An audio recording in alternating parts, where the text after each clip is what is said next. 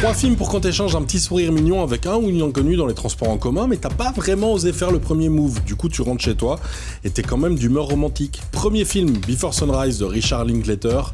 Bon, ça, c'est juste sublime. Ethan Hawke, Julie Delpy, on est en 95, ils font chacun le tour d'Europe et ils se rencontrent complètement par hasard dans un train. Ils décident alors, pour une nuit, de rester ensemble à Vienne à parler comme si chaque mot pouvait changer leur vie. C'est sublime et en plus, c'est le début d'une trilogie magnifique. Donc, si vous aimez celui-là, il y en a encore 2 autres à vous mettre sous les yeux. Ça, c'est cool.